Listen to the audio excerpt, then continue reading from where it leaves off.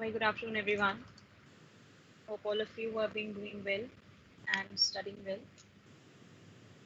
Okay, guys.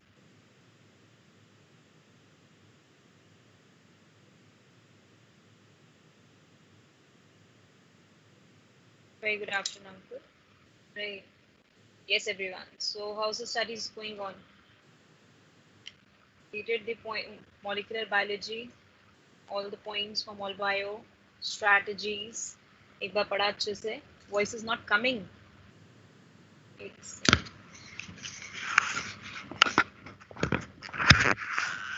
okay. Am I audible to everyone? Yes, ma'am. Yes. Okay, Abhishek, just rejoin once again, beta. Right, just rejoin once again.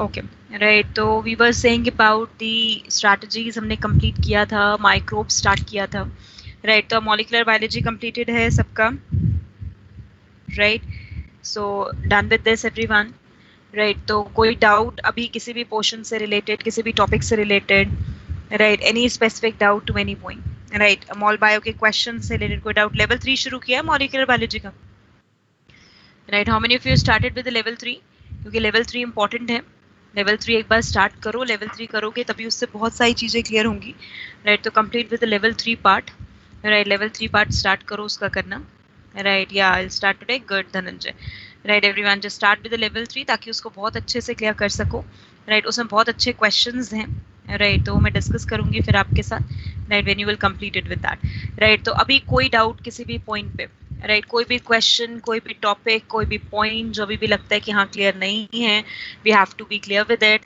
Right एक बार फिर से discuss करना है right तो we can discuss it right अब मैंने कहा था आपको starting of every class I will say this thing right कि जो भी आप पढ़ते हो आपको जिस भी टॉपिक में डाउट होता है right we can have a discussion with that in the class today right और in every class rather right तो इसीलिए किसी को yes reminiscent of antiquity yes बेटा ये एक लाइन है एनसीईआरटी की right that is splicing represent dominance of the RNA world while introns are representing or referred as the reminiscent of antiquity इसका क्या मीनिंग है कि हम कहते हैं बेसिकली हमारे पास इंट्रॉन्स आर द सेगमेंट जो आपका रिपीटिव सीक्वेंस है जो नॉन फंक्शनल सीक्वेंस है जिसे हमें हटाना है जिसकी कोई इंपॉर्टेंस नहीं है राइट तो they are representing reminiscent remains of the antiquity antiquity का मतलब क्या होता है एंटीक चीजें क्योंकि सबसे पहले इंट्रॉन्स मुझे आर्किया में मिला था आर्किया में फिर उसके बाद मैंने क्या देखा कि यू बैक्टीरिया में डिसअपियर हो गया and finally it appear in the eukaryote so it is being said to be the remains of the antique thing which reappear in the eukaryotes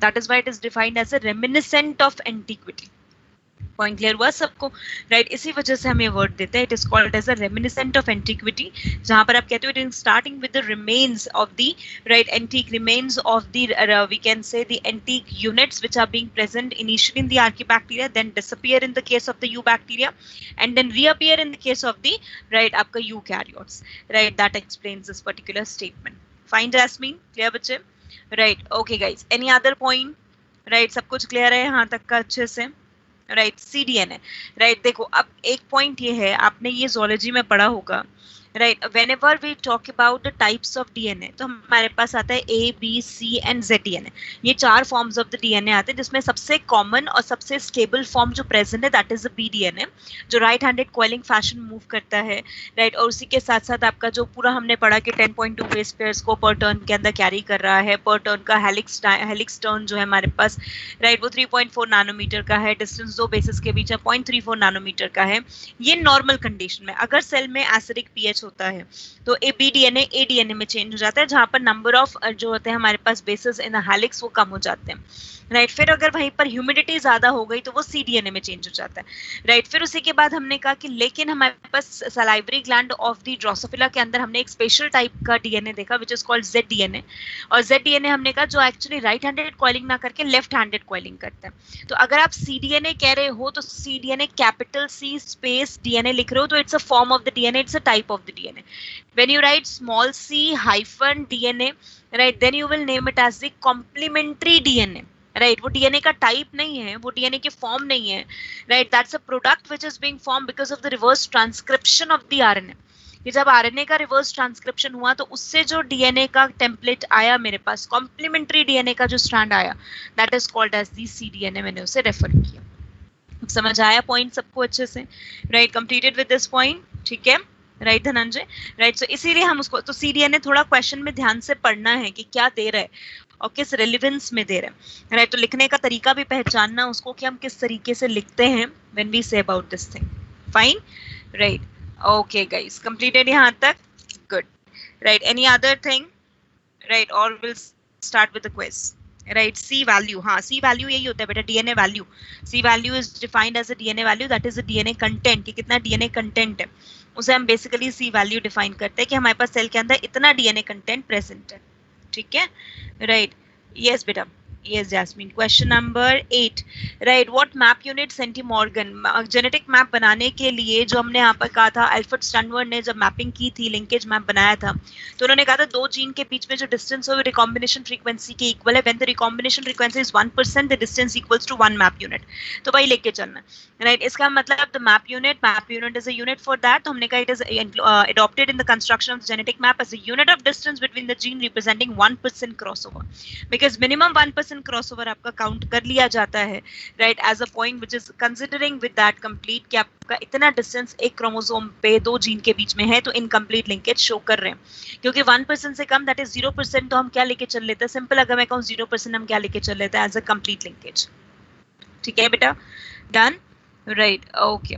any other thing to anyone?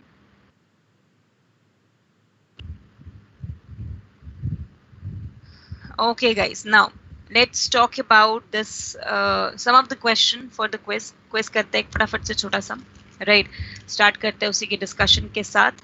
I want everyone to answer, right, छोटे छोटे से questions होंगे, simple NCERT based questions, right, so let's start with this, okay, right. Which type of mutation will result in the Cry-Duchat syndrome in the human, right, which type of mutation will result in Cry-Duchat syndrome in human? फटाफट से, either you can unmute yourself and say the answer, or if you want to type you can type it as well on Telegram.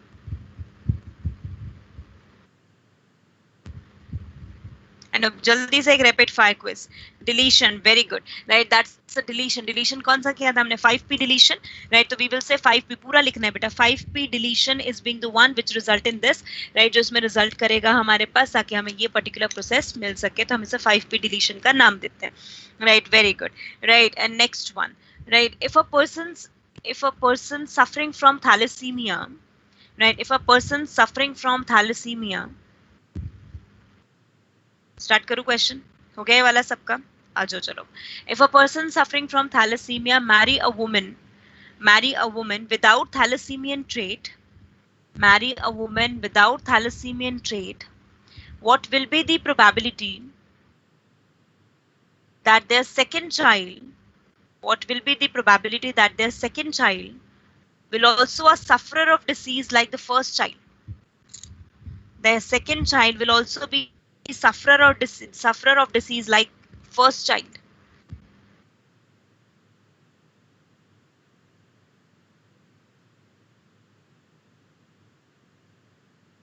A very simple question, madam.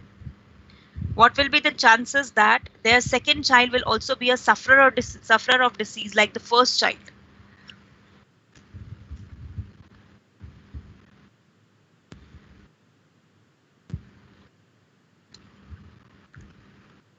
इतना time still question solve करने में?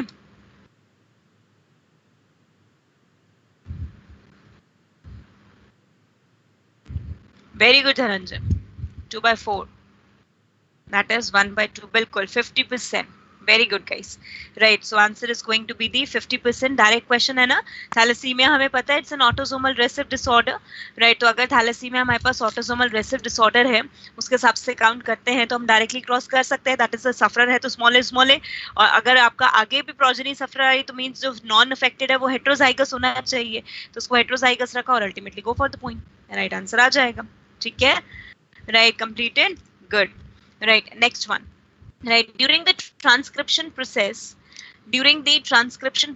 what are the initiation factor right? Or what are the points where initiation factors are bounding in eukaryotes?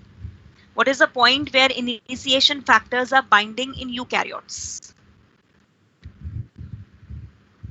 What is the point where initiation factors are binding in eukaryotes during initiation of transcription? किस point पे initiator factors bind करते हैं? TATA box. Sigma factor नहीं होता बेटा, right? That's a TATA box. TATA box पे initiator factors bind करते हैं, simple, right? Sigma factor in this complete, right? तो हमने कहा यहाँ पर TATA box is being the one which we will define, right? Complete यहाँ तक, गुड, राइट? उसी के साथ साथ, राइट, हमने अब यहाँ पर कहा, right, next one, during the translation process, during the translation process, right, if 30 amino acids have to be incorporated in a polypeptide chain, if 30 amino acid have to be incorporated in polypeptide chain, how many times decoding has to be done? How many times decoding has to be done? बहुत simple question है बेटा. How many times decoding has to be done? क्या हो गया अंकुर? I didn't expect this answer beta. 30 amino acid have to be incorporated. Very good Jasmine. 29, 31 कैसे हो गए? एक ज्यादा कैसे कर दिया बेटा? 29 ना, राइट? अगर 30 है तो डिकोडिंग कितनी बार? 29 टाइम्स, और उसी के साथ साथ 29 टाइम्स क्या चलेगा? ट्रांसलोकेशन, 29 टाइम ट्रांसपेप्टाइडेशन, तभी तो प्रोसेस होगा ना हमारे पास, right? This is how we will define the whole process. ठीक है, समझ आया point? Right, good, right. Next one, right, if a missense mutation, right, occur, right, what will be the possible disease observed in the population, human population, right? What will be the possible disease observed in the human population?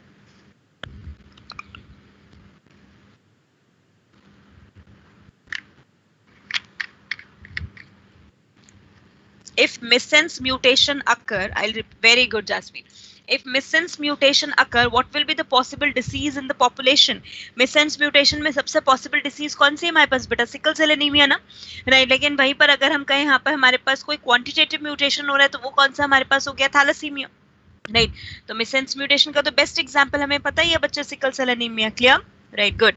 Next one, right, next question पे आते हैं. If all the phosphor, ध्यान से सुनना ये question, ये note down करो जरा, ये क्वेश्चन ये वाला, ये नोट डाउन करेंगे सब, राइट? जो अब नेक्स्ट वाला क्वेश्चन है फिर स्टार्ट करेंगे चैप्टर के साथ, right? If all the phosphorus of DNA, if all the phosphorus of DNA are labeled with heavy isotope, and labeled with heavy isotope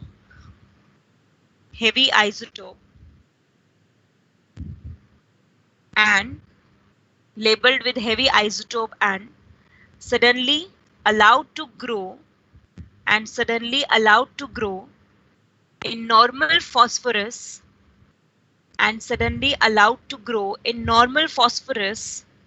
containing medium,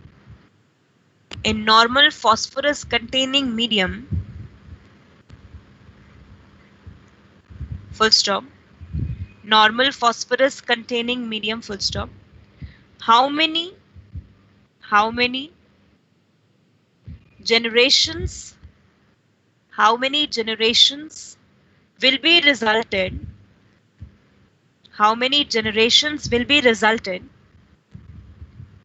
when only 6.25% of the population, how many generations will be resulted when only 6.25% population carry hybrid DNA,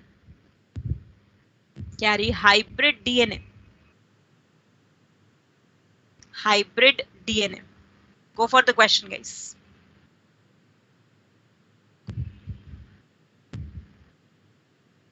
and जिसने question एक बार लिखा है उसकी जरा photo खींच के Telegram पे डाल दो. मैंने बोला क्योंकि मैंने अभी क्वेश्चन बनाया, ये मेरे को क्वेश्चन ध्यान नहीं आ रहा है, मैंने किसी पेपर में पढ़ा है, एम्स में आया है या एनएससीबी का क्वेश्चन है ये, राइट? वाज अ क्वेश्चन मुझे एकदम अभी स्ट्राइक हुआ माइंड में, तो ऐसे एक क्वेश्चन आपसे पूछा जाए जरा ये, right? Solve this question guys, बहुत सिंपल क्वेश्चन है, बस थोड़ा सा ध्यान से समझना है, थोड़ा सा ध्यान से लॉजिक अप्लाई करना है।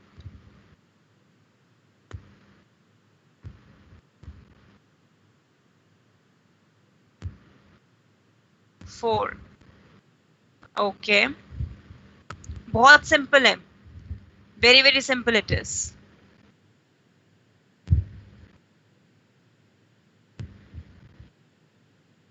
हाँ जी, everyone coming up with an answer.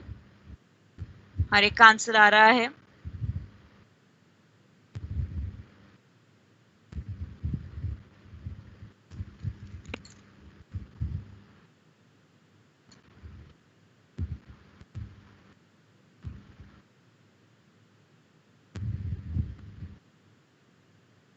Very simple question it is, थोड़ा सा लॉजिक लगाना है बस, and then it will be done.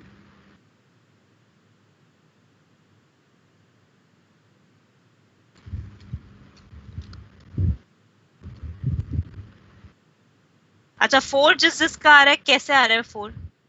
First of all tell me that.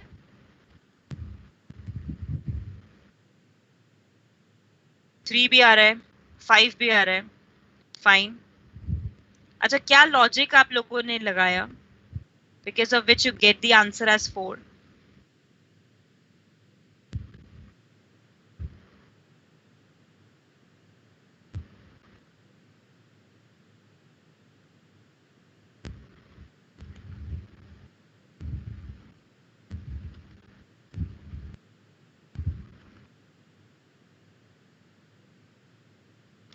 Okay, now let me solve the question for you.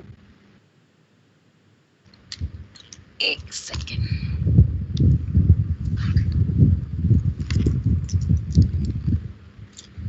Answer is 4 itself. But I'm not getting the answer from everyone. Now let me have the question over here.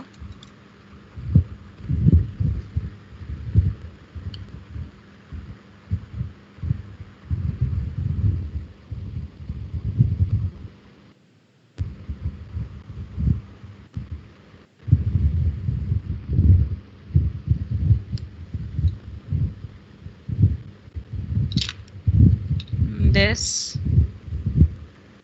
जी हमने किया था, एक second madam, it is just getting hanging up. एक minute रुको,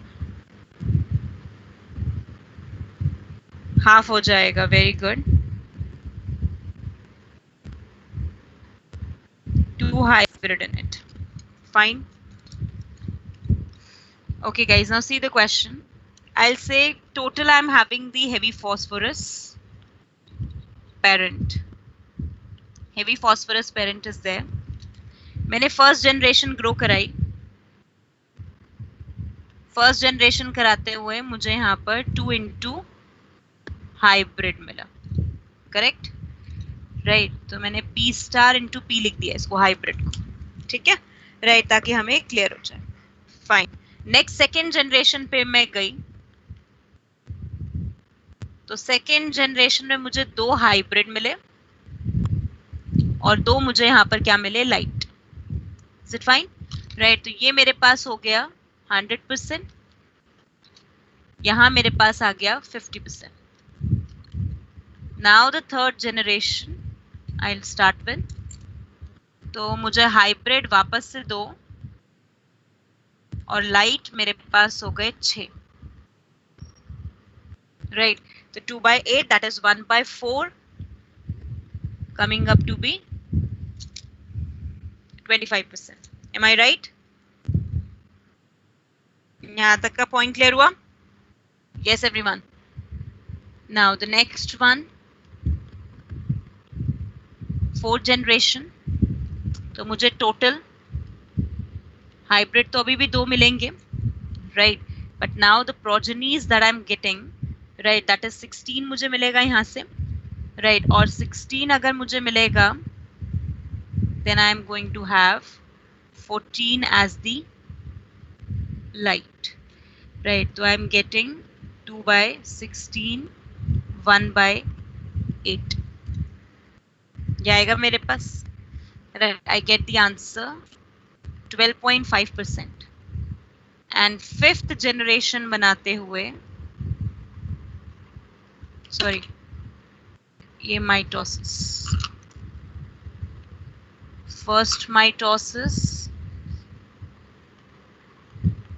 second mitosis, third mitosis, fourth mitosis, and fifth mitosis. Now I'm getting 32 total. तो वापस से 2 hybrid and 30 light. 2 by 32, 1 by 16. Right, अब बताओ आंसर क्या हो जाएगा 1 by 16 से? Yes guys. Wait Dhananjay, right, क्या आ जाएगा हमारे पास अब यहाँ पर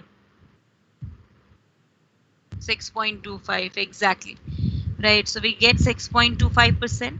अब देखो जनरेशन कैसे करते हैं. This is the first generation, second, ये हमारे पास थर्ड, फोर्थ,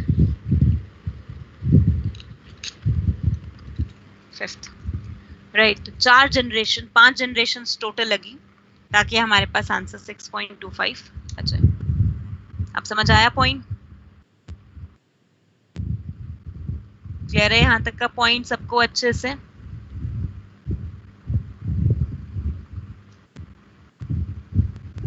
ये फर्स्ट है ना बेटा, पेरेंट जनरेशन है ना, पेरेंट से पहली प्रोजनी बनी फर्स्ट जनरेशन, फिर अगले बने 4 सेकेंड जनरेशन, फिर नेक्स्ट आया थर्ड जनरेशन, फिर नेक्स्ट आया फोर्थ जनरेशन, नेक्स्ट आया फिफ्थ जनरेशन.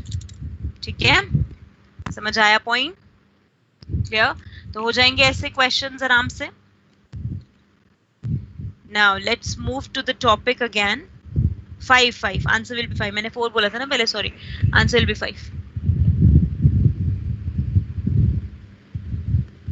ठीक है, right. So now taking up the complete over here, right, आगे बढ़ते हैं अब टॉपिक के साथ. तो माइक्रोब्स वाला स्टार्ट किया था हमने, स्ट्रैटेजीज वाला पढ़ा है सबने एक बार? Everyone started the chapter for strategies guys? Yes, strategies वाला एक बार रीड किया है, राइट, और अभी या फिर मॉल बायो किया? Yes, completed. Okay good, read the chapter, that's good, right. हाँ जी, स्ट्रैटेजीज वाले में बताना फटाफट से. What were the Mexican wheat varieties? What were the Mexican wheat variety? Very good, Swatantra, you got the correct answer for the first question, for this question. Right, Mexican wheat variety. Sonora 64, very good. And another one, Lerma Rosso 64. Remember? Right, Sonora 64 and Lerma Rosso 64. Very good. Right, so we say Sonora 64 and Lerma Rosso 64. That's a Mexican wheat variety. What was the biofortified variety prepared, right, for the rice by genetic engineering? What was a biofortified variety for rice has been prepared by genetic engineering?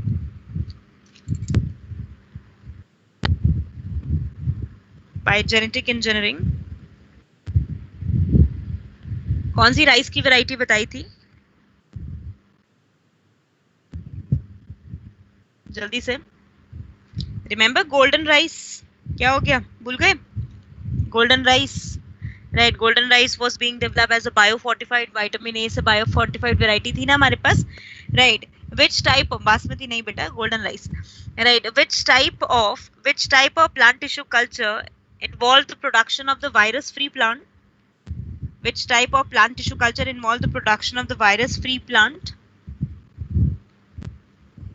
Virus free plant की production के लिए meristem. Very good, right. Meristem culture is going to be responsible for the production of the virus free plant. बिल्कुल ठीक है, right. यहाँ तक का point सबको clear अच्छे से? Good guys, right. Now अब last time हमने यहाँ पर microbes में complete किया था the very first part. Right, that is what we started with the first one, wastewater treatment, and the second one we will state it with about the biogas production. Right, अच्छा फटाफट से एक बार मुझे ये बता दो, right, which method was best used to describe, right, the wastewater treatment in India? Which method is best used to describe the wastewater treatment in India? Right, कौन सा सबसे कॉमन मेथड है जिसे हम यूज करते हैं? Activated sludge method, very good, we are use activated sludge method, right, हम बिल्कुल एक्टिवेटेड स्लज मेथड को यूज करते हैं to go for this, right. Higher the BOD of the water indicates, higher the BOD of water indicates, higher the BOD of water indicates more pollution, very good, right, कि pollution उतना ही हमारे पास क्या हो जाएगा, ज्यादा हो जाएगा, बिल्कुल ठीक है, right. उसी के साथ साथ during the biogas production, right, during the biogas production we are using, right, the anaerobic medium or the aerobic medium, right, for growing the microbes. We are using anaerobic medium or aerobic, very good, anaerobic, because it's an anaerobic sludge digester, right, anaerobic sludge digester है, इसलिए हम उसे use करते हैं और finally हम उसको बाद में बेसिकली डेवलप करेंगे, राइट, बिल्कुल ठीक है. अब यहाँ पर आ जाते हैं बेटा नेक्स्ट एप्लीकेशन, राइट, तो that is being the application of microbes, right, is being this. Yes कुशाग.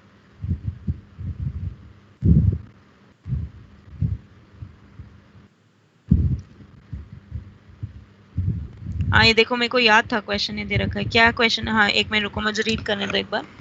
Cell was cultured in a medium containing heavy isotope of phosphorus till the entire DNA complement has only this isotope. Cell was transmitted to the medium. Yes, after a certain period, some cells were harvested and less were this. Right, that's why only 6.2. हाँ बेटा, right, बिल्कुल ठीक है question. Right, only 6.25% of DNA. इसने 4 दे रखा होगा इसका answer. Right, क्योंकि इसने क्वेश्चन ने पूछा how many times cells have been divided. Right, cells ने कितनी बार डिवीजन किए, राइट, तो सेल्स हैव बीन डिवाइडेड, तो इसका मतलब आप इसमें जो काउंट करोगे, right, not from the first, क्योंकि आपने इसमें सबसे पहले ऊपर एक लाइन पढ़ो, subsequently some cells were transferred to a medium with the normal isotope of phosphorus, after certain period some cells were harvested, right, कुछ सेल्स को हार्वेस्ट किया है, तो you take it after the first generation. ऐसे questions में हमेशा after first generation mention करते हैं जहां पर डिवीजन के नंबर पूछे जाते हैं, right, you will take that, आपने 2 सेल्स लिए उसके बाद से आपने किया, तो यहाँ पर कितनी बार डिवीजन हुआ, 1 2 3 and 4, that is why 4 times has been given. It's not the generation बेटा, राइट, ये जनरेशन नहीं, आंसर ये बिल्कुल आंसर इसका 4 टाइम्स ही होगा, राइट. और ऐसे क्वेश्चन आपको याद हो तो मैंने माइटोसिस में बताए थे आपको कि जब आपको जनरेशन और नंबर ऑफ सेल्स काउंट करना होता है तो आप डिफरेंस कर देते हो, number of mitotic division count करना होता है तो भी आप डिफरेंस कर देते हो, राइट, उसके बेसिस पे आप लेके चलते हो कि इसके अंदर इस क्वेश्चन में सिंपल उसने बोला कि some cells were transferred to the medium, right, or some cells were transferred to the medium with the normal isotope, after certain way some cells were harvested and analyzed for heavy phosphorus. It was found only 6.2% to 5% of the phosphorus in DNA was heavy, right, and how many times a cell must have divided, then we have to go for this particular answer, right, जो हम यहाँ पर लेके चलेंगे from the first generation, we will take it as a count, ठीक है, right, ये first generation से लेंगे. मैंने आपसे जो पूछा था क्वेश्चन वो मैंने डायरेक्टली पूछा कि कितनी जनरेशंस लगेंगी, तो total number of generations to come up with this point is the 5 generations, 5 generations लगेंगी, राइट. और उसी के साथ साथ एक पॉइंट और बताऊं इसमें, राइट, तो हमने यहाँ पर कहा था कि कितने होंगे, जो मैंने क्वेश्चन में भी लैंग्वेज देखो, मैंने बोला आपको कितने हाइब्रिड बनेंगे, ठीक है, उसने वहां पर पूछा है कि कितने स्ट्रैंड्स आएंगे हमारे पास जो बेसिकली आपके हेवी होंगे, right. Only 6.25% of the phosphorus in DNA was heavy, right, तो उसका प्रोपोर्शन दिया है वैसे भी, राइट. तो इसका मतलब स्टार्ट कहाँ से करोगे, फ्रॉम द फर्स्ट जनरेशन से लेके आप आगे की तरफ बढ़ोगे, जब आपका हाइब्रिड है तब से आप लेके चल रहे हो, राइट, ठीक है, आप उसको डायरेक्टली हेवी से स्टार्ट नहीं करोगे, फाइन, राइट. अच्छा, एक क्वेश्चन और एनएसबी, इसके क्वेश्चन करना जरा लेवल 3 के, मुझे क्वेश्चन और याद आ रहा है, इससे टेम्परेचर के बेसिस पे भी क्वेश्चन दे रखा है, डीनेचुरेशन के बेसिस पे, राइट, तो एक बार क्वेश्चन करना, वो डिस्कस करेंगे questions, right. Everyone do this task by the Thursday, I want everyone to complete it with this questions for the level 3, right, so that we can discuss the doubts, क्योंकि इसके questions बहुत अच्छे हैं, ठीक है, right. Completed concept आपके और अच्छे से स्ट्रांग होंगे इसके अंदर, fine, right. Now moving to the application of microbes, तो हमने सबसे पहली एप्लीकेशन पढ़ी थी बेटा waste water treatment and biogas production में, राइट. तो अब आ जाते हैं application of microbes, right. Now the second one, right, that is in the case of the industry, industrial applications क्या क्या हैं उस पे आते हैं, राइट. फिर आपको यहाँ पर हम इसको एनसीईआरटी के हिसाब से डील करेंगे, राइट, कि इंडस्ट्रियल एप्लीकेशंस के नोट्स बन गए स्ट्रैटेजीज के, राइट. जैसे स्ट्रैटेजीज के नोट्स बनाए ना वैसे माइक्रोब्स के भी नोट्स बनाने, ठीक है, right. Industrial application number first, सबसे पहले इंडस्ट्रियल एप्लीकेशन में आते हैं, that is being the beverage production. Beverage production means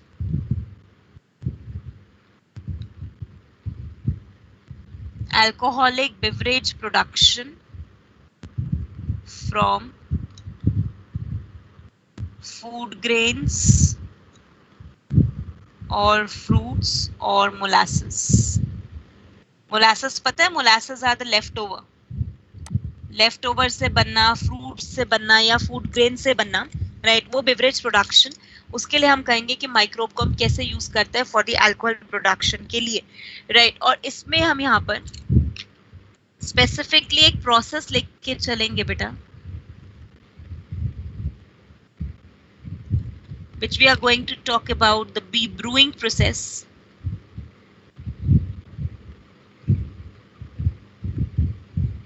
Beer making process, right? अब कौन which organism is used for the brewing? फटाफट से कौन से ऑर्गेनिज्म को ब्रूइंग के लिए यूज करते हैं हम?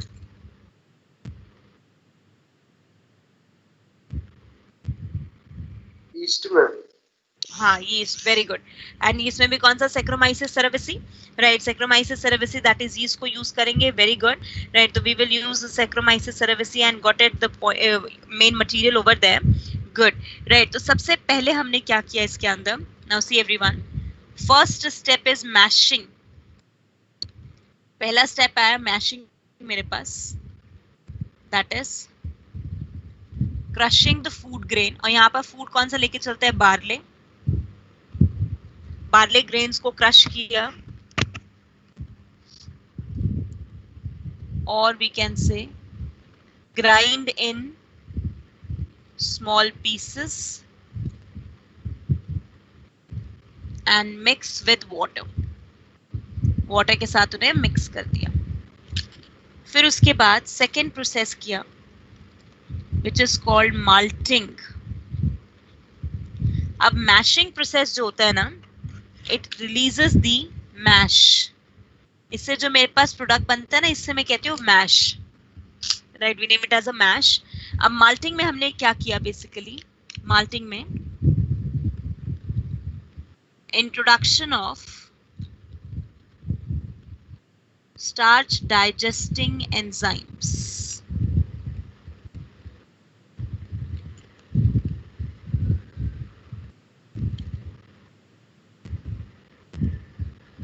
Amylases and maltases.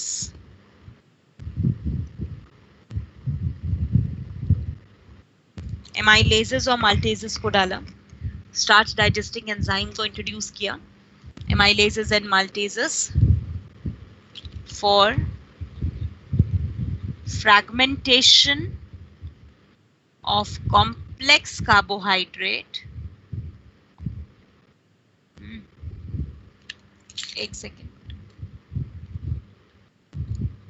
For complex carbohydrate in glucose units. Glucose units में, ताकि वो ब्रेक हो जाए। एक याद है हम हार्मोन पढ़ते थे, to increase a malt yield.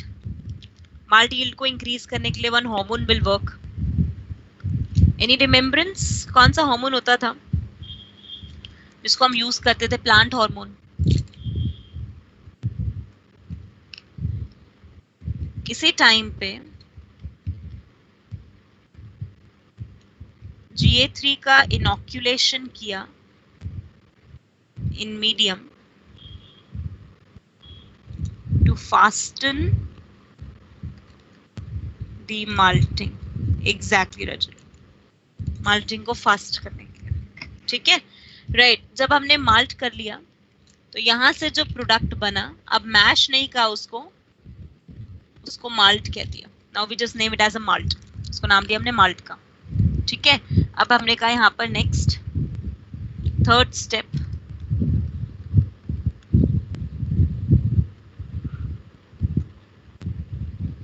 alcoholic fermentation.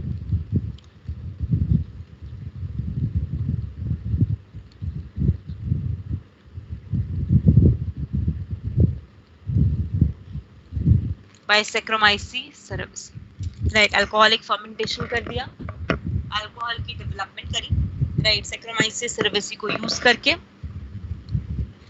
जहां पर we will say which is the you are using the glucose first converted into pyruvate then converted into, मैं पूरी डिटेलिंग नहीं लिख रही बेटा, ये हम पढ़ चुके हैं, acetaldehyde and then converted into the alcohol, right? But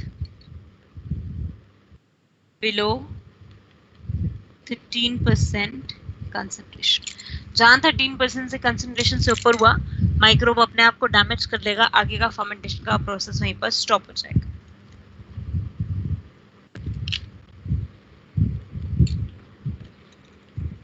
अब फर्मेंटेशन हो गया हमारे पास, नहीं तो वी विल से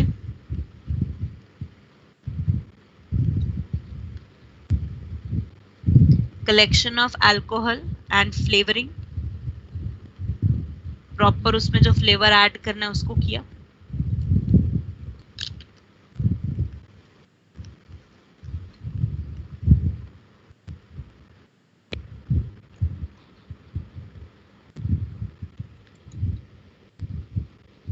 पैकेजिंग कर दी या फिर स्टोरेज। समझ आया point? Right, so this is what we stated as a complete process for this. यहां तक ठीक है बेटा?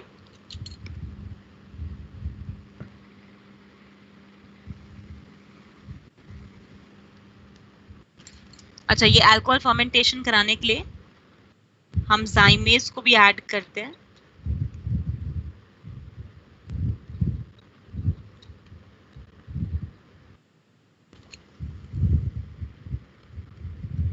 Right, to fasten the process of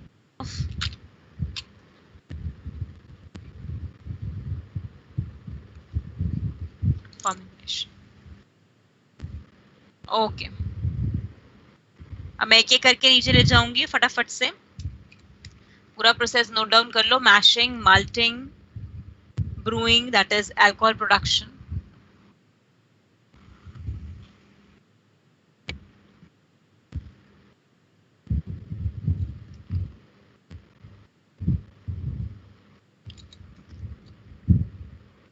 wait Dhananjay बेटा, 20 इसलिए टाई हो जाता है बिकॉज अल्कोहल का कंटेंट बढ़ते ही 13% से ज्यादा, राइट, एनवायरमेंट जो जाता है बहुत ज्यादा आपका यहाँ पर एसिडिक हो जाएगा, उसी के साथ साथ टॉक्सिक हो जाएगा, right. The yeast is not able to grow in that condition.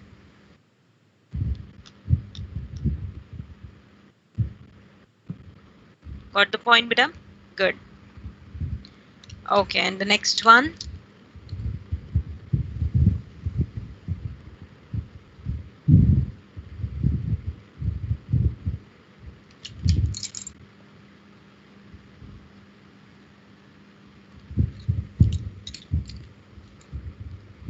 Completed है, noted है सबका?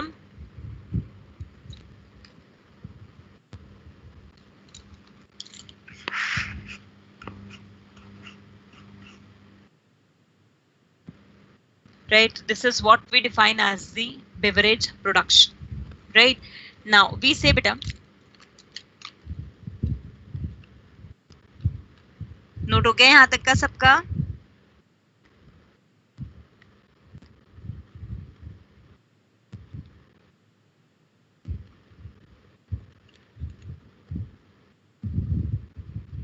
राइट, हमने कहा यहाँ पर दो डिफरेंट टाइप के, आज थोड़ा पेन जो है हैंग कर रहा है बीच बीच में, तो जहां पर जो वर्ड विजिबल ना हो, राइट, स्टेट मी, तो उसमें चलने में भी आज थोड़ी सी प्रॉब्लम कर रहा है।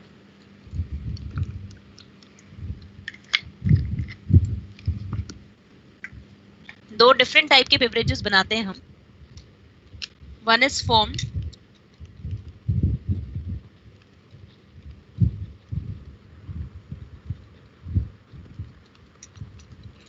without distillation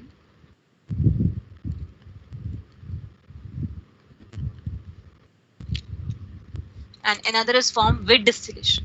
क्या मीनिंग है इसका?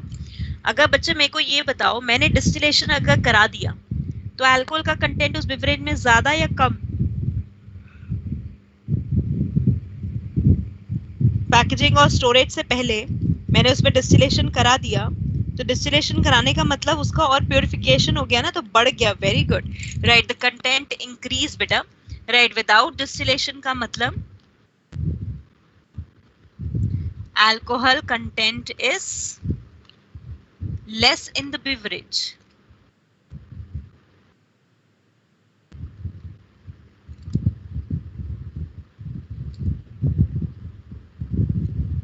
More content of alcohol.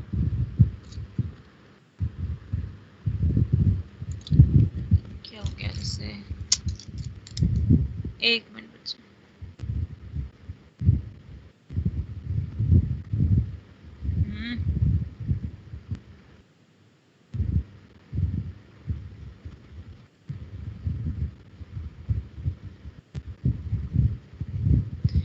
कोई बात नहीं, चलो. More content of alcohol. Right, then that we से.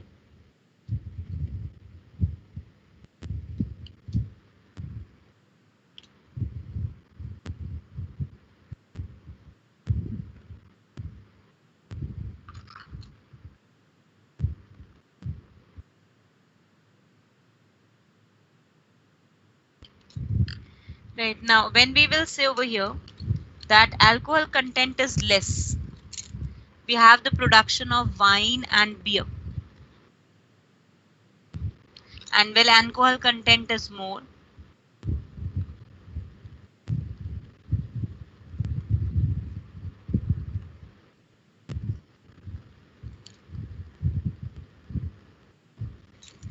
राइट. सो विद डिस्टिलेशन अगर हम लेके चले बेटा, तो हम कहेंगे more content of the alcohol, and on that basis we will say with distillation और विदाउट डिस्टिलेशन. राइट, जहां हम ये डिफाइन करेंगे, ये जो रम, विस्की, वोडका राइट है आपके यहाँ पर, they will come under this category.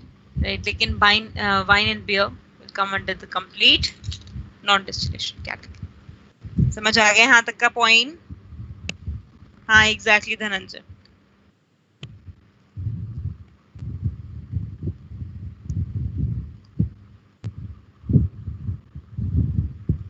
Okay, who will tell me the chemical reason behind it? That with distillation alcohol content is more.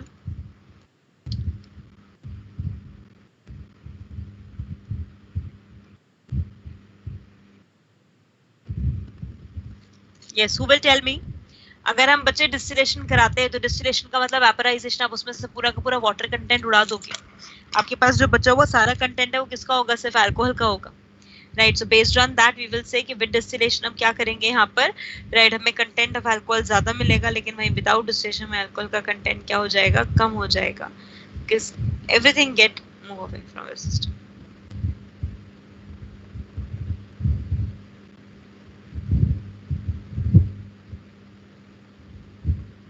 Completed यहाँ तक पॉइंट?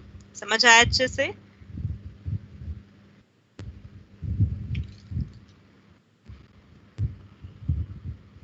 हाँ बच्चे, वो इसीलिए कहा जाता है क्योंकि when it become older, right, older हो जाता है, तो जो यूनिट्स होते हैं हमारे पास, जो इसके अंदर केमिकल रिएजेंट्स प्रेजेंट हैं, राइट, वो सब के सब रिएक्ट बैक कर जाते हैं. Right, and they will produce in the bitter compound. Fine. Right, that is what we will say. And bitter things are being good for the people who are drinking alcohol.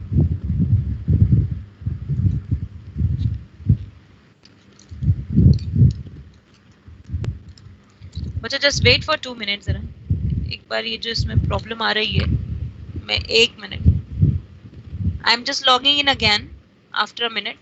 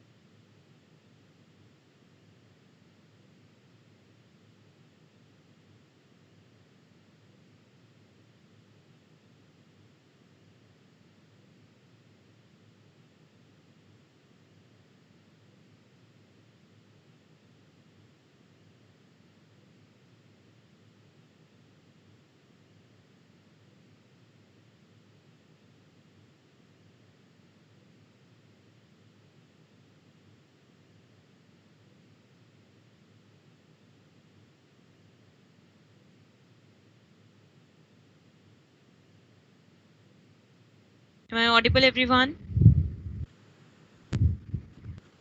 Share screen में screen share नहीं हो रही है. एक second, अभी ठीक है? Yes, ma'am. Good, चलो. Okay everyone, so we were talking about the beverage production. जहाँ हमने alcohol beverage किया तो हमने कहा with distillation without distillation alcohol production के लिए Saccharomyces cerevisiae is basically used. Rather I can say Saccharomyces species are going to be used, where cerevisiae is being the one which is a brewer's yeast. Like wine के लिए आपको use करना है, right? तो you are going to use these Saccharomyces ellipsoidans को use करोगे, right? उसी के साथ साथ आपका whiskey के लिए, rum के लिए, vodka के लिए, right? इन सभी के लिए आपका क्या हो जाएगा, अलग अलग हो जाएगा. आपके सिर्फ प्रोसेस में एड ऑन क्या होगा, that a flavour are being different, right. और उसी के साथ साथ जो आप डिस्टिलेशन का प्रोसेस कर रहे हो, जब आप डिस्टिलेशन करते हो तो आप रिफाइनिंग करते हो. रिफाइनिंग करने की वजह से अल्कोहल का कंटेंट इंक्रीज हो जाता है. दैट इज विद डिस्टिलेशन वाले प्रोडक्ट्स के अंदर आपको अल्कोहल का कंटेंट ज्यादा मिलेगा, विदाउट डिस्टिलेशन वाले प्रोडक्ट के अंदर आपको अल्कोहल का कंटेंट कम मिलेगा.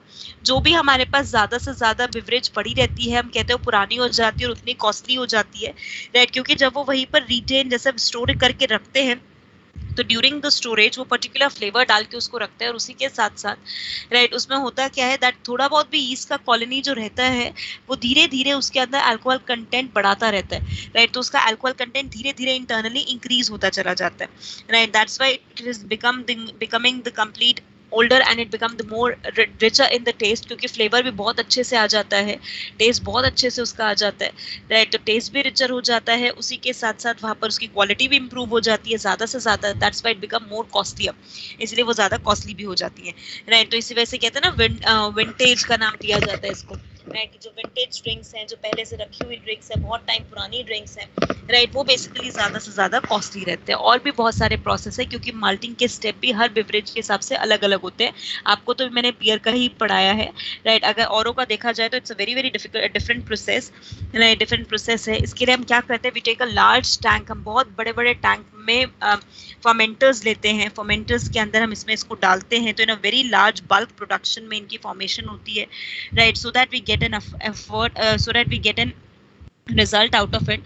हमें एक प्रॉपर इसका रिजल्ट मिल सके जिसके अंदर ज़्यादा से ज़्यादा आपका क्वांटिटी भी मिले, और उसी के साथ साथ जो आपकी डिमांड है कि आपको जिस हिसाब से अल्कोहल कंटेंट चाहिए, राइट, वो अल्कोहल कंटेंट भी डिराइव कर सको, राइट. समझ आया पॉइंट सबको? फाइन, कोई डाउट इसके अंदर? राइट. सो इंडस्ट्रियल एप्लीकेशन का सबसे पहला point that we stated as a beverage production, right. Beverage production के बाद हमने कहा यहाँ पर सेकेंड जो हमारे पास इसकी एप्लीकेशन आती है, right, the second application that we will say over here is basically antibiotic production. Industry में next application इसकी antibiotic production. अब हमारे पास क्या है एंटीबायोटिक, बेसिकली इसको अब हम स्टेट करते हैं सबसे पहले. और एंटीबायोटिक प्रोडक्शन कहने का मीनिंग क्या है हमारे पास, let's start with this, right. Now, if we will talk about the antibiotic production, अगर हम antibiotic production को define करें, right, तो हमने कहा antibiotic. Antibiotic means anti means against, biotic means right against the microbes, right. So it is being the one, right. Volume bit because of the continuous electricity has gone. My speaker not connected with the inverter. Okay dear, right. Okay Sanya, fine बच्चे, right. Actually मैं अभी full volume पे ही बोल रही हूँ, but still I'll try to enhance a bit, right. Okay dear, right. Now antibiotic production का simple meaning, anti means and biotic means, right. तो anti means against, right, and biotic means microbes, right. So we say a chemical, right. antibiotic का simple meaning, a chemical extracted from microbes, microbe से ही निकाले हैं, which become pro-life to human but work against life to pathogens. Pathogens के लिए against life की तरह काम कर रहे हैं, ह्यूमन के लिए प्रो लाइफ की तरह काम कर रहे हैं. Why we can say the pro life simple कहने का मतलब बिकॉज ये ऐसे एजेंट हैं, राइट, जो ह्यूमन की हेल्थ बेनिफिट के लिए काम कर रहे हैं. लेकिन उसी के टाइम पे ऐसे एजेंट है जो पैथोजन के साथ क्या कर रहे हैं बेटा, right, they are going to show the interaction that is pathogen की विल के, उसके विश के अगेंस्ट काम कर रहे हैं, उसकी हेल्थ के अगेंस्ट काम कर रहे हैं, उसको किल कर रहे हैं, राइट. तो इसी वजह से हमने इसे क्या कहा, बेसिकली एंटीबायोटिक, राइट. इसका एग्जांपल लेके चलती हूँ, right. If we will take an example of the Alexander Fleming, right. तो अगर हम फ्लेमिंग का एक्सपेरिमेंट देखें, राइट, तो फ्लेमिंग के एक्सपेरिमेंट के हिसाब से क्या था, Fleming was not working on the Penicillium, right, notatum पे वो काम नहीं कर रहे थे, right. He was not at all working on that, right. He was working on Staphylococcus, he was working on staphylococcus, right. staphylococcus को वो culture कर रहे थे on in vitro medium पे, राइट. प्रो लाइफ का मतलब अंशिका विच is being towards the life for the human, pro का मतलब होता है टुवर्ड्स, राइट, जो एक ह्यूमन की लाइफ को इंक्रीज करने का काम कर रहे हैं, but at the same time they are working against the microbe, क्योंकि माइक्रोब्स को क्या कर रहे हैं बेटा, किल कर रहे हैं, ठीक है, राइट. तो हमने कहा देखो यहाँ पर, right, staphylococcus culture was, he was culturing the staphylococcus on the in vitro medium, suddenly observed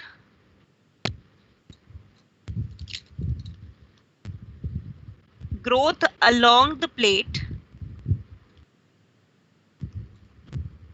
because of which staphylococcus growth declines. staphylococcus की growth decline हो गई. Then he studied that white growing patches को study किया and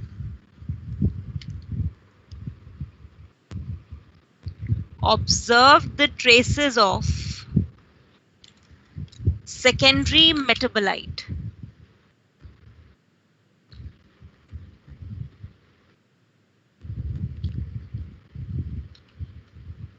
from Penicillium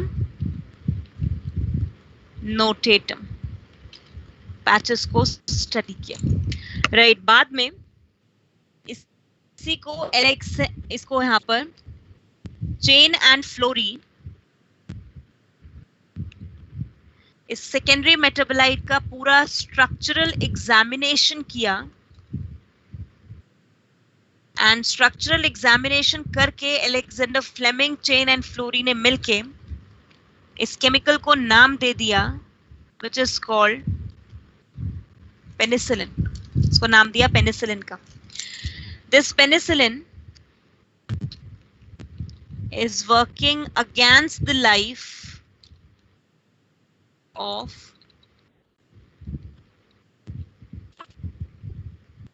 Staphylococcus. Staphylococcus की life के बेटा against काम कर रहा है, but it is being working as pro-life to human as do not allow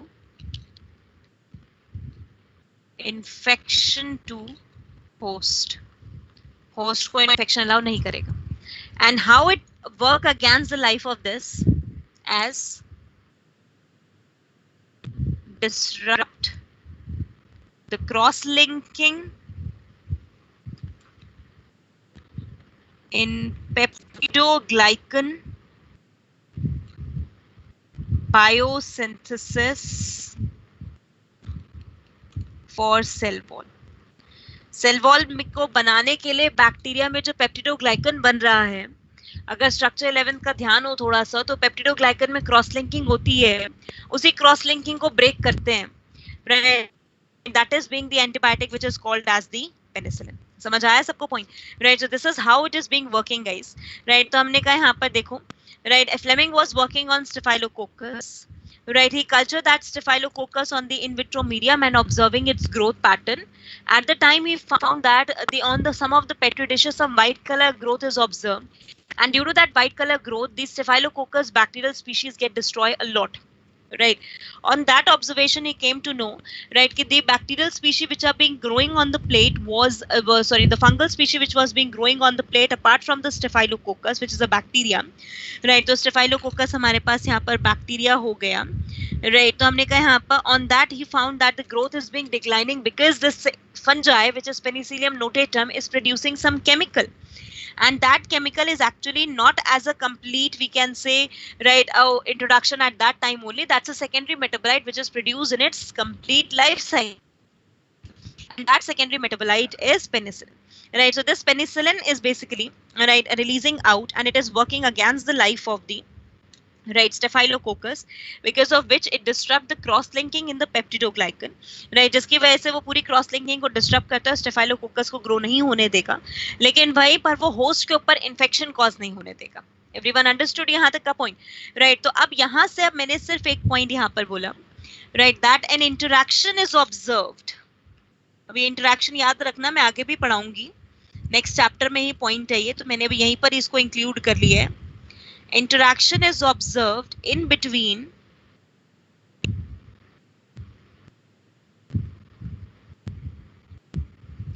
Penicillium notatum and Staphylococcus aureus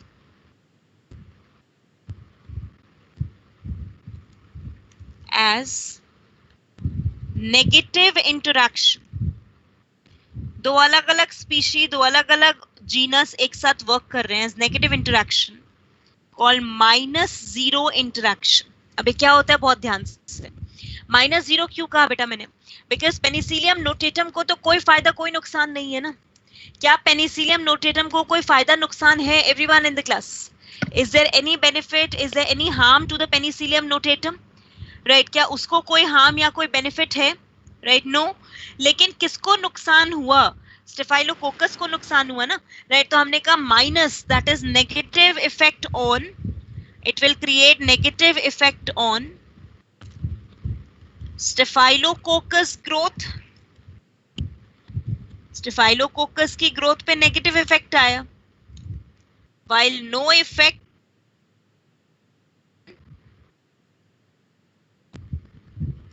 penicillium growth. Is it fine everyone? Can I say minus and zero interaction? Yes everyone, completed यहाँ तक का point. And this minus and zero interaction is called as, इसको हम नाम देते हैं antibiosis or called as amensilism.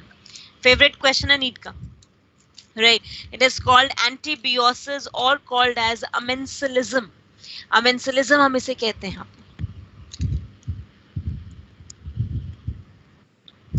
Completed everyone, right? Point समझ आया सबको अच्छे से, right? डन है यहाँ तक का point. Amensilism का मीनिंग क्लियर है बच्चा, right? फिर हमने कहा यहाँ पर, right, कि हम किस किस माइक्रोब को यूज करते हैं for extracting antibiotics. Majorly actinomycetes. बताओ जरा मुझे इसके बारे में.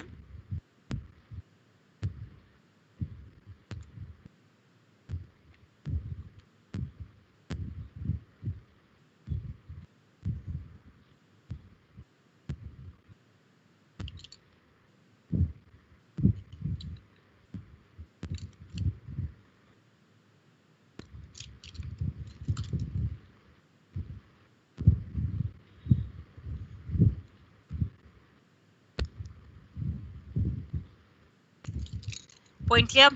Right. Generally actinomycetes. Now who will explain me actinomycetes, guys, quickly? Who is going to make an effort to explain me actinomycetes?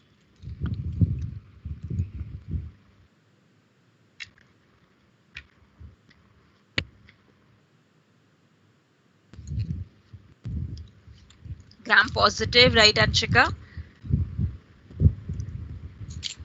Good, guys. Actinomycetes are gram positive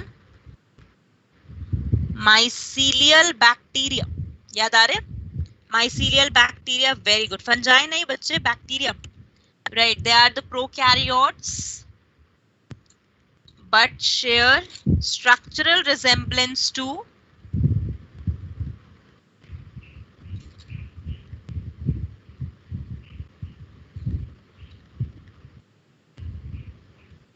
fungi, right? इन्हें हम use करते हैं. याद रहेगा यहाँ तक का point? Understood till here, right? And the most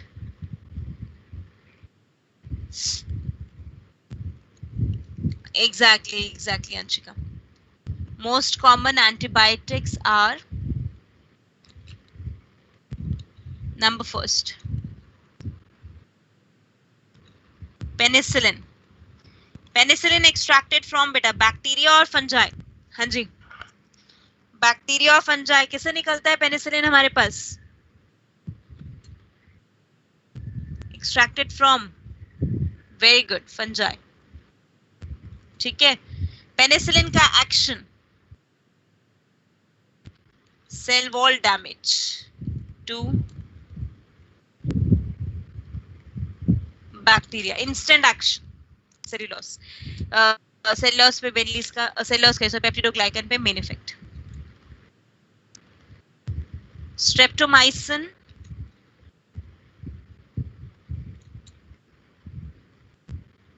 and chloramphenicol extracted from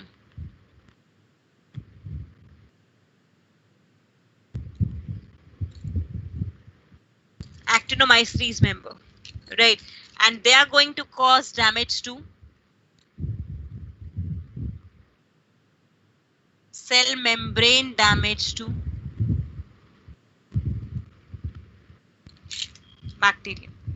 तो पेनिसिलिन ने सेल वॉल को डैमेज किया, स्ट्रेप्टोमाइसिन और क्लोराम्फेनिकोल ने बैक्टीरिया को डैमेज किया, सेल मेम्ब्रेन को. Got this point everyone? याद रहेगा ये point?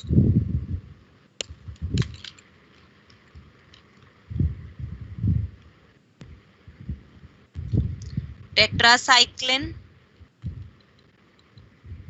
and erythromycin, they are again extracted from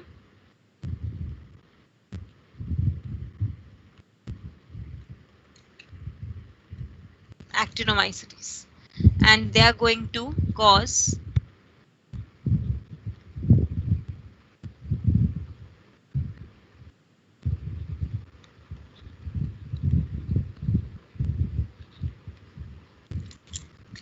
translational assembly. Translation को नहीं होने देते सेल के अंदर, तो ट्रांसलेशनल असेंबली को डिस्टर्ब करने वाले हमारे पास ये दोनों. Is it fine everyone?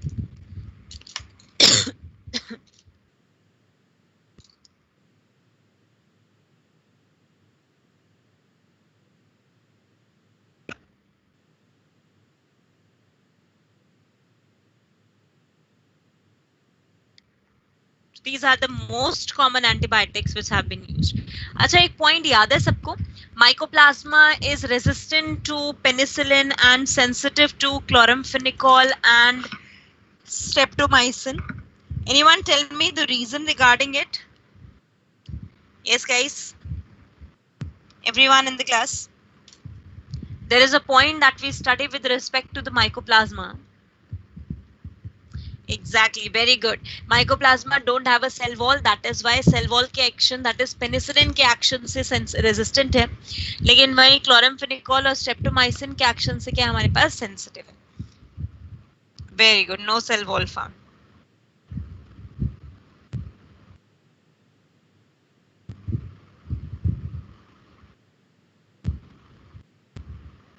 Yes, they are coat off. Very good, Aman. Right, completed everyone. यहाँ तक का point सबको समझ आया अच्छे से. Right, so this is what we stated as the second application जो हमने state की, right, for the antibiotic production. अब third application पे आ जाते हैं. Right, organic acid and bioactive molecules. Organic acid and enzyme करते हैं. चलो पहले category. Organic acid and enzyme. Now moving to the third category.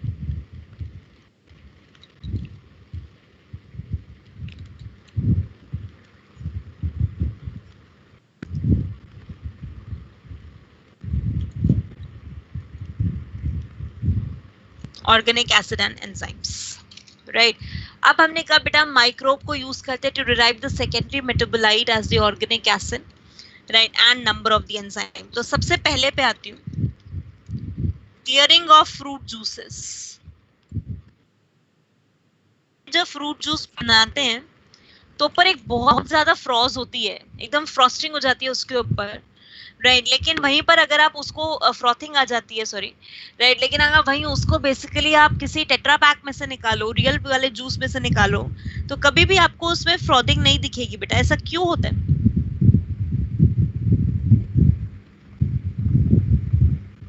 Anyone heard about the reason, right, why it was there?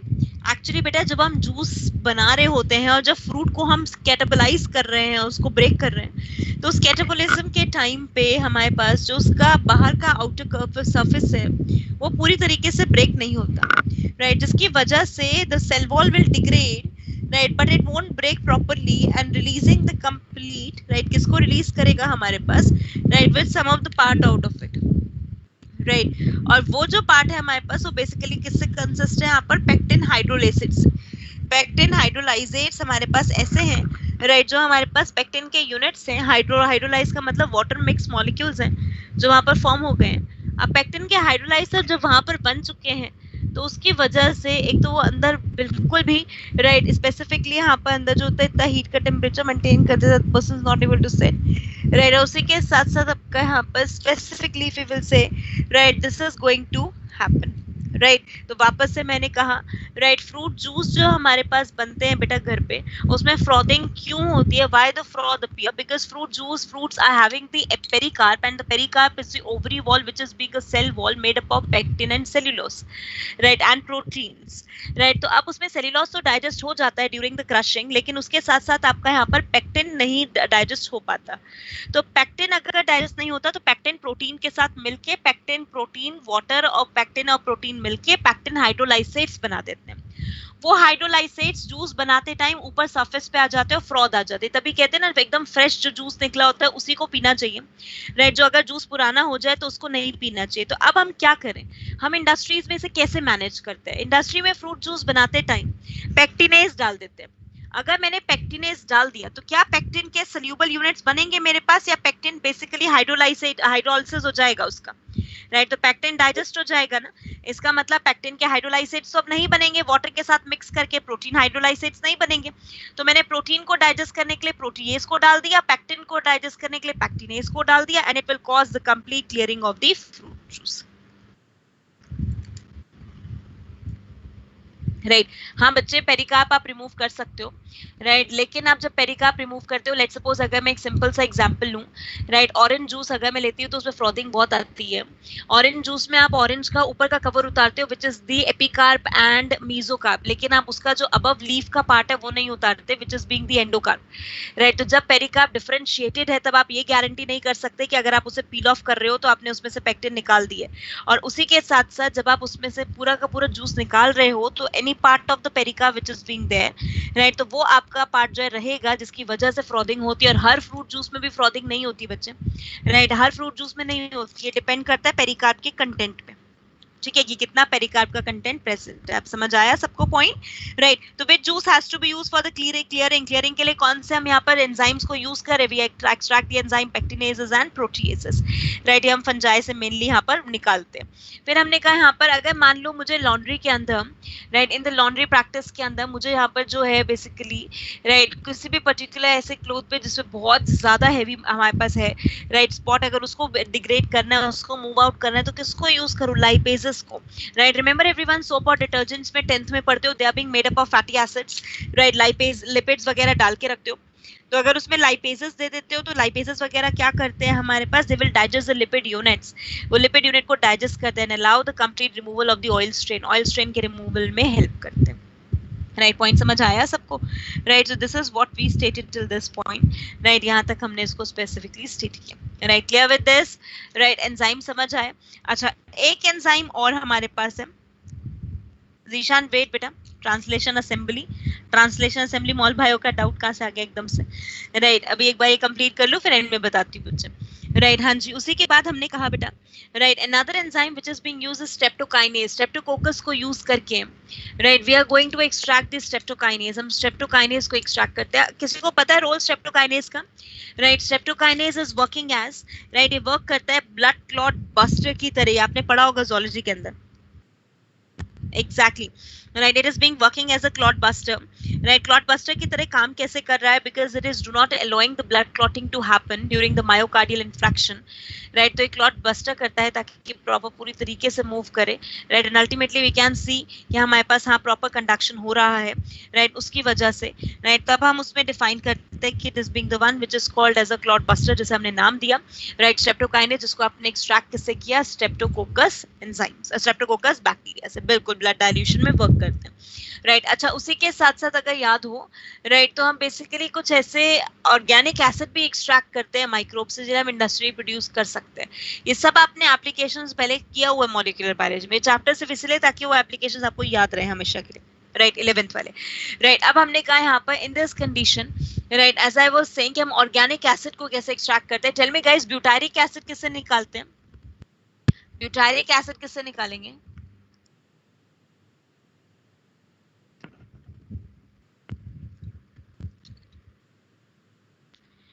Okay.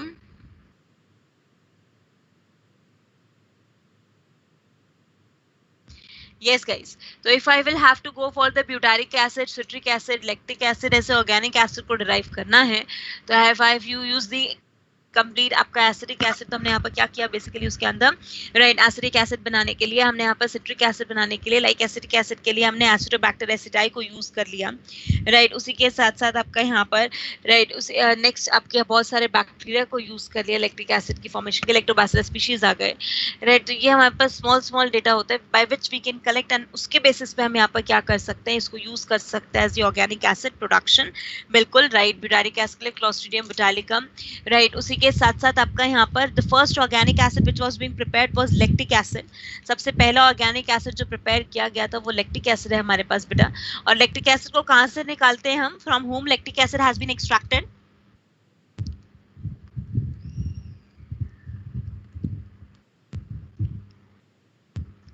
Very good, Lactobacillus. बिल्कुल हम lactobacillus से उसको extract कर सकते हैं। राइट अब इसी में पहले समझा दूं बायोएक्टिव मॉलिक्यूल, फिर एक साथ लिखवाती हूँ।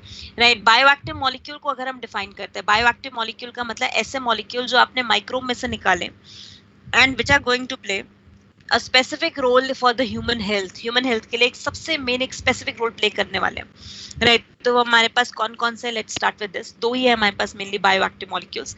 राइट सबसे पहला बायोएक्टिव मॉलिक्यूल आता है मेरे पास cyclosporin A. Right so the very first I am going to have right cyclosporin A. Now what is this cyclosporin A? Cyclosporin A हम किसे कहते हैं? राइट साइक्लोस्पोरिन ए बेटा हम निकालते हैं ट्राइकोडर्मा पॉलीस्पोरम से। राइट ट्राइकोडर्मा पॉलीस्पोरम से हम एक्सट्रैक्ट करते हैं। राइट आपका यहाँ पर साइक्लोस्पोरिन ए।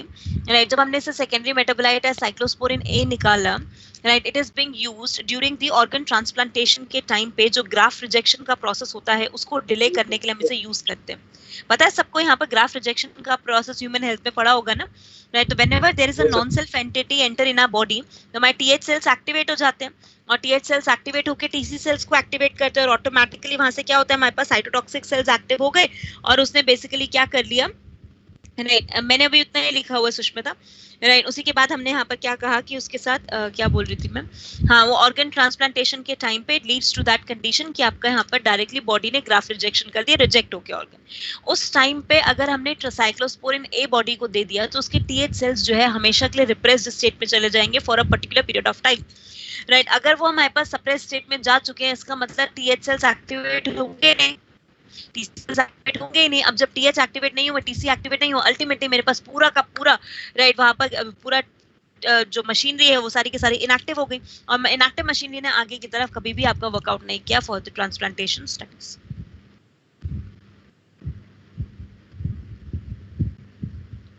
हाँ बिल्कुल right, you can name it as the immunosuppressive agent. Right अब ऐसे हमने दूसरा बायोएक्टिव मॉलिक्यूल निकाला from the Monascus purpureus. Monascus purpureus yeast है, उसमें से हमने एक मेंबर को निकाला।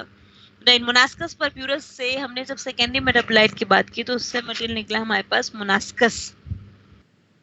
राइट, हमारे पास क्या मिल रहा है, Monascus are called as the statins, उसे हम स्टैटिन्स का नाम देते हैं. Right now statin is what, statin is a cholesterol lowering agent. Cholesterol lowering agent कैसे बेटा, राइट अगर ये सुना भी हो तो बहुत बार देखा होगा कि जो लोग कोलेस्ट्रॉल लोअर करने की टैबलेट्स देते हैं, उन टैबलेट्स का नाम के एंड में जरूर स्टैटिन्स लगता है. Right now statins are what basically बेटा, राइट ऐसे एजेंट है हमारे पास जो मोनास्कस परप्यूरस से हमने निकाले, and they are going to do what, ये बेसिकली कोलेस्ट्रॉल बनने के लिए जो एंजाइम है उससे उसके लिए जो सबस्ट्रेट बाइंड कर रहा है जिसकी वजह से कोलेस्ट्रॉल के रिंग की सिंथेसिस होगी. कोलेस्ट्रॉल में पता है 4 न्यूक्लियस होते हैं. राइट रिमेंबर, कोलेस्ट्रॉल का स्ट्रक्चर जब पढ़ते हो 11th के अंदर तो उसके स्ट्रक्चर का जो एक पार्ट बनाते हैं उसे न्यूक्लियस का नाम देते हैं. 4 रिंग्स जो होती है ना उसमें से एक रिंग को न्यूक्लियस का नाम देते हैं. राइट तो हमने कहा 4 रिंग्स आर देयर. कोलेस्ट्रॉल की प्रोडक्शन के टाइम पे एक एंजाइम काम करता है मेविलिनोएट. राइट वो एंजाइम मेविलिनोएट सॉरी सबस्ट्रेट और एंजाइम एचएमजी कोए रिडक्टेज. राइट अब आपका स्टैटिन क्या करता है, मेविलिनोएट के साथ compete करता है, it become a competitive inhibition, compete करता है और अलाउ नहीं करता कि आपका मेविलिनोएट बेसिकली बाइंड किससे कर सके हमारे पास, राइट टू द एंजाइम. अगर वो एंजाइम से बाइंड नहीं करेगा तो क्या आपका कोलेस्ट्रॉल के सिंथेसिस पॉसिबल है बेटा, नेवर. राइट तो cholesterol is not going to be possible in the condition. Fine everyone, right synthesis रुक गया. राइट इसलिए हमने इसे नाम क्या दिया, cholesterol lowering agent from Monascus purpureus, right, which is being defined as this.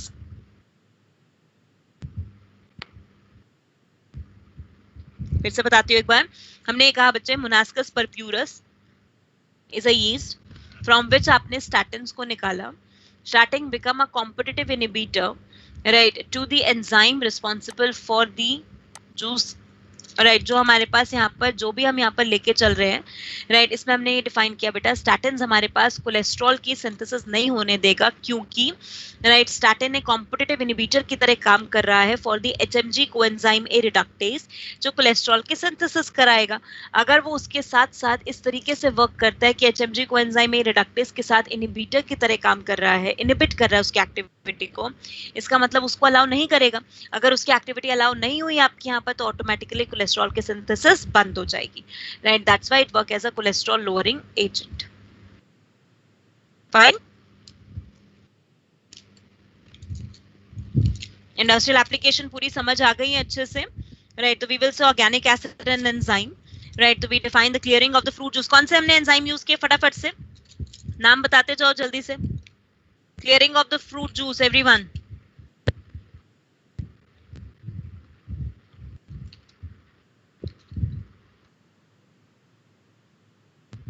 Pectinases and proteases, right.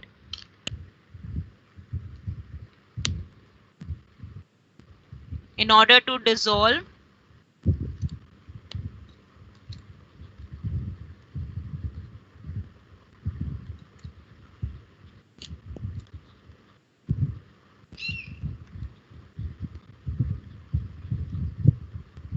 pectin hydrolysates और protein hydrolysates को dissolve करने के लिए. Right. Second, what has been used in the laundry?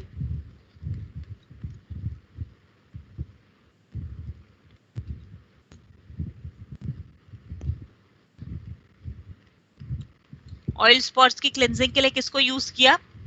Lipases. Very good.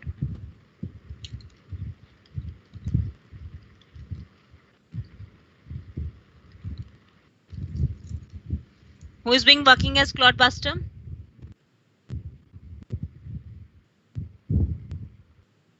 Streptokinase. Streptokinase. Very good. Streptokinase.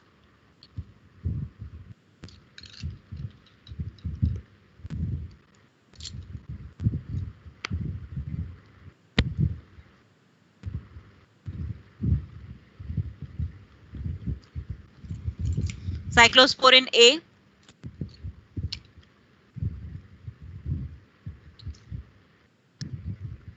Graft rejection. Immunosuppressive agent from Trichoderma polysporum. ठीक है, right बिल्कुल, trichoderma polysporum.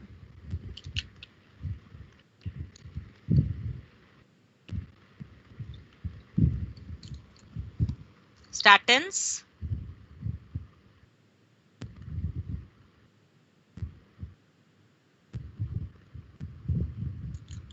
cholesterol lowering agent from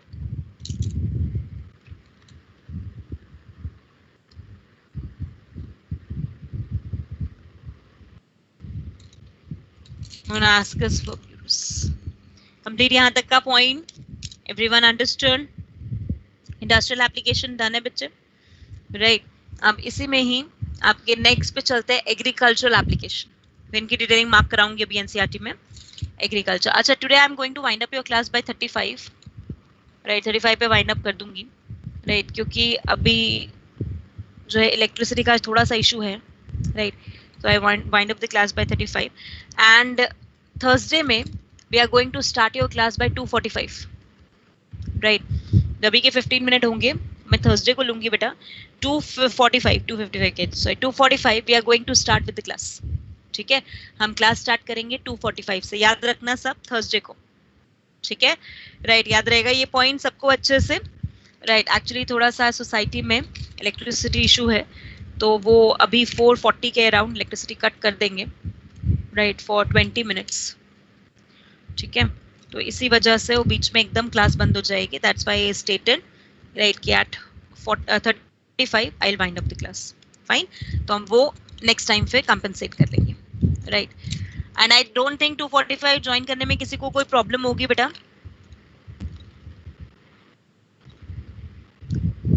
no, good.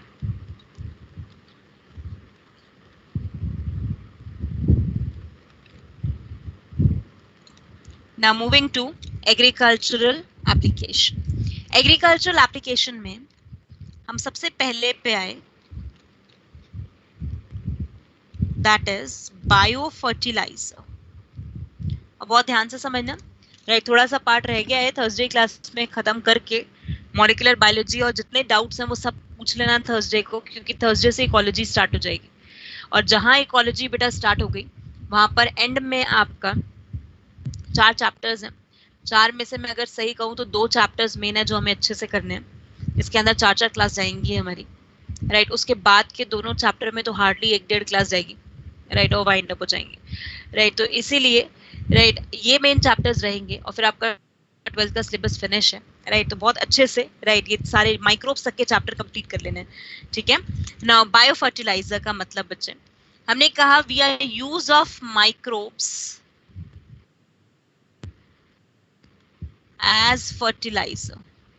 Microbe को use करना as a fertilizer, as nitrogen, phosphorus,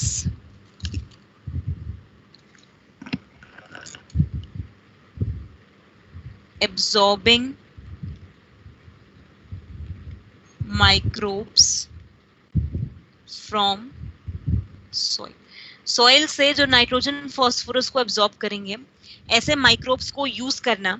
right, ताकि आप उनको fertiliser की तरह कर सको. राइट, ताकि वो न्यूट्रिएंट वैल्यू को बढ़ा सके. अब प्रॉब्लम ये आती है कि bio fertilizer become a major concept for organic farming. ये ऑर्गेनिक फार्मिंग का एक मेन कंसेप्ट है बेटा. Now anyone can explain me organic farming. Organic farming में हम क्या करते हैं? कैन आई से बेटा ऑर्गेनिक फार्मिंग एक साइक्लिकल जीरो वेस्ट प्रोसीजर है. Organic farming is a cyclical zero waste procedure. Right, एक ऐसा प्रोसेस है जहां पर हम ये करते हैं कि एक प्रोसेस का जो वेस्ट होता है राइट वो दूसरे प्रोसेस के इनपुट की तरह यूज हो. process is used as an input of the another process and which has to be done as without chemical, जिसमें आपको कोई केमिकल फर्टिलाइजर, कोई केमिकल पेस्टिसाइड यूज नहीं करना. राइट, तो वही टेक्निक हम वहां पर किस तरीके से फर्टिलाइजर देंगे, तो we will use the microbe directly. हम माइक्रोब को डायरेक्टली यूज करते हैं. प्लस एक्चुअली में एक नुकसान भी होता है. एंड नुकसान क्या होता है बेटा इसके अंदर, अगर मैं एक नॉर्मल फर्टिलाइजर को जब भी यूज करती हूँ सॉइल के अंदर तो वो न्यूट्रिएंट एनरिच करता है, नो डाउट, बिल्कुल ठीक है, न्यूट्रिएंट एनरिच होंगे.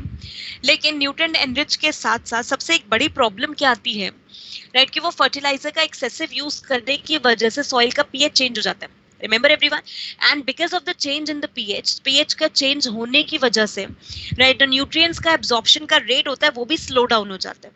तो न्यूट्रिएंट ना तो प्रॉपर्ली एब्जॉर्ब हो पा रहे हैं और पीएच भी पूरी तरीके से चेंज हो चुका है राइट, जिसकी वजह से हमारे पास सॉइल का एक्चुअली में पहले तो फर्टिलिटी बढ़ा लेकिन लेटर ऑन उसका फर्टिलिटी शार्पली डिक्लाइन होता रहेगा. प्लस जो फर्टिलाइजर मान लो सॉइल पे पड़ा हुआ है वो इरिगेटेड वाटर के साथ साथ when it will move into the near by body, जब वो आसपास की वाटर बॉडी में जाएगा, राइट, तो अगर मान लो आपने फर्टिलाइजर एज डीडीटी या फिर सॉरी डीडीटी कह रही सॉरी आपने कोई फर्टिलाइजर एज अ यूरिया वगैरह यूज किया, once they will move up in the water body, तो वाटर बॉडी में नाइट्रोजन और फास्फोरस का कंटेंट बढ़ने की वजह से एक एल्गल ब्लूम का प्रोसेस हो जाता है। याद है सबको एल्गल ब्लूम? एल्गल ब्लूम हम कहते हैं जैसे पोल्यूशन लेवल बढ़ता है और वाटर के अंदर मेनली क्या बढ़ता है हमारे पास, नाइट्रोजन और फास्फोरस, तो उसकी वजह से हम कहते हैं वो एल्गल ब्लूम की वजह से, राइट, मेरे पास एक प्रोसेस होता है वाटर बॉडी के अंदर विच इज कॉल्ड यूट्रोफिकेशन। नाम सुना है यूट्रोफिकेशन, राइट, तो eutrophication is called as a natural ageing of lake, right, natural ageing हो जाएगा लेक का, लेक खुद ब खुद एज होने लग जाएगा, right, and because of that natural ageing of lake it will leads to this particular problem, ये एक इस इशू को लीड करेगा, राइट, कि एक्चुअली ये डिफाइन करेगा कि हमारे पास इस तरीके से हमें फर्टिलाइजर यूज नहीं करना चाहिए, क्योंकि यूट्रोफिकेशन की वजह से जो एक्वाटिक बायोटा, जो फिशेस वगैरह रह रहे हैं वहां पर, उनको बहुत ज्यादा नुकसान होता है। तो अब मुझे किसी भी पर्टिकुलर तरीके से एक ऐसी स्ट्रैटेजी अडॉप्ट करनी है कि मैं उन केमिकल को यूज ना करूं, और उन केमिकल को यूज ना करते हुए I will go for a value, right, that is मैं इसमें बायोलॉजिकल ऑर्गेनिजम्स को यूज करूं, राइट, तो हमने कहा this bio fertiliser an approach to restrict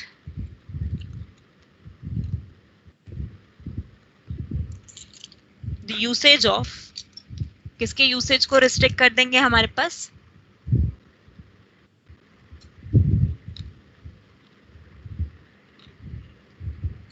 chemical fertilizers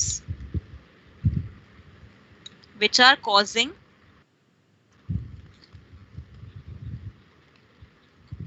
major damage to soil properties, जो soil की properties हैं उनके लिए एक सबसे बड़ा डैमेज कॉज करते हैं, right, and also leads to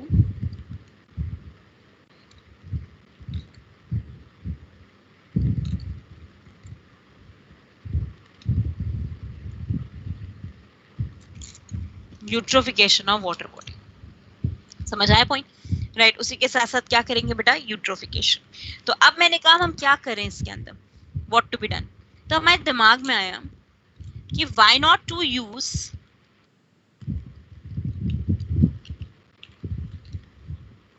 microbes which have inherent ability to perform nitrogen fixation। किसके पास है inherent ability nitrogen fixation perform करने की, right, who is having the inherent ability to perform the nitrogen fixation? Can I use rhizobium बेटा?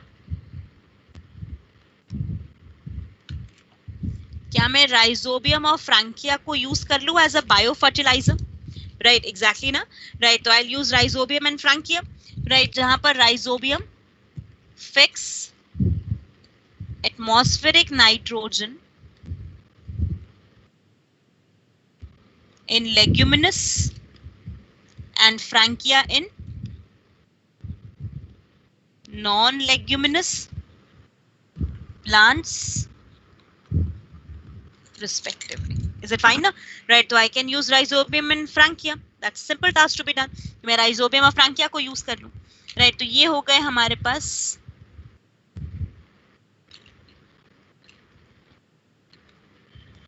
symbiotic nitrogen fixer. Now remember,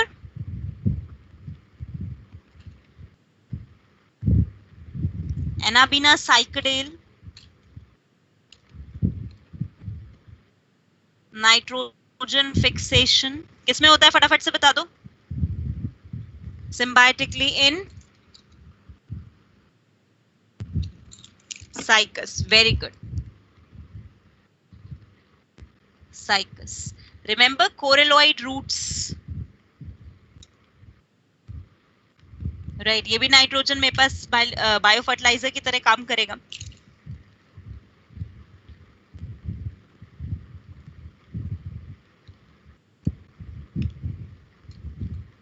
Anabaena जोले, जल्दी।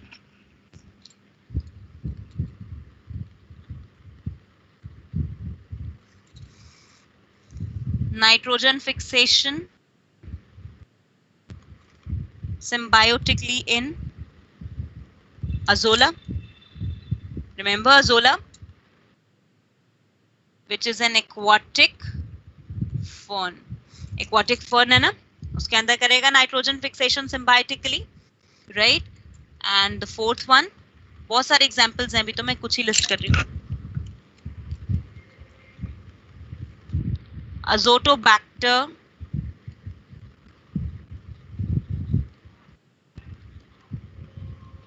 Azospirillum,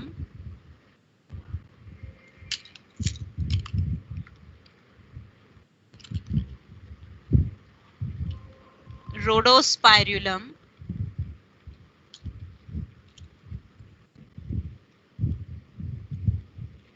Clostridium.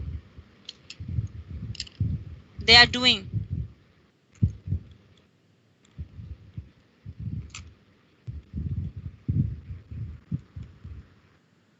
free living nitrogen fixation.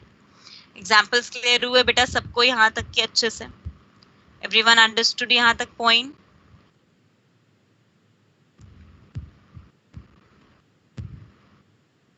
Completed? Good. Right. इसके अलावा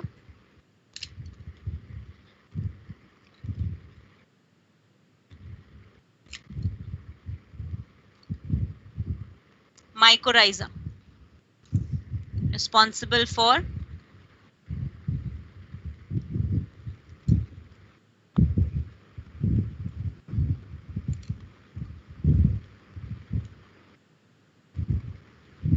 nitrogen and phosphorus absorption, right?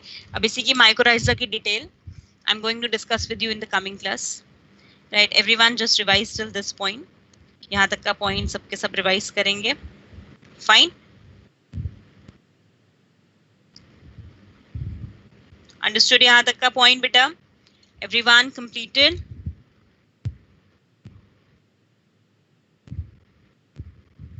Done है? अब house hold applications बस रह गई हैं इसकी, वो करके ये चैप्टर वाइंड अप कर देंगे आपका नेक्स्ट टाइम, राइट? पैकेज से भी एक बार इसको देखेंगे, पैकेज में भी कुछ एक्स्ट्रा एग्जांपल्स हैं, राइट, जो हमें करने हैं इसके, right? And everyone just solve the question for strategies as well बेटा, राइट? स्ट्रैटेजीज के क्वेश्चन लगाओ लेवल 3 मॉल बायो का, ठीक है बच्चा? And 2:45 on Thursday, remember this, clear? हाँ जी बेटा, हाँ जी मैम। फोर्थ एग्जांपल लिखा है उसमें, ये चारों फ्री लिविंग नाइट्रोजन फिक्सेशन करते हैं। हाँ, चारों फ्री लिविंग है, all 4 are the free living nitrogen fixers, right? ये मैंने अलग किस लिए लिखे हैं अगर थोड़ा याद हो तो, अजोटोबैक्टर, अजोस्पाइरुलम एरोबिक, रोडोस्पाइरुलम, क्लोस्ट्रीडियम एनारोबिक, ठीक है, राइट? ये आपने सब पढ़ा है किसके अंदर? नाइट्रोजन फिक्सेशन के टाइम पे, जब हमने वो चैप्टर पढ़ा था ना मिनरल न्यूट्रिशन, उस टाइम पे, राइट? ठीक है, लेकिन चारों आपके वर्क करते हैं as a free living nitrogen fixers, ठीक है बच्चा?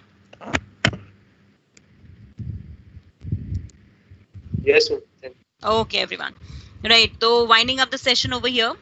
Right. We'll begin the session at 2:45 on Thursday. Okay, guys. Okay, everyone. So bye bye. Take care. Enjoy. Right. Study very well. Keep studying. Right. And complete the whole part. ठीक है, यहाँ तक का सारा part सबका complete हो जाना चाहिए. Okay, everyone. Bye bye.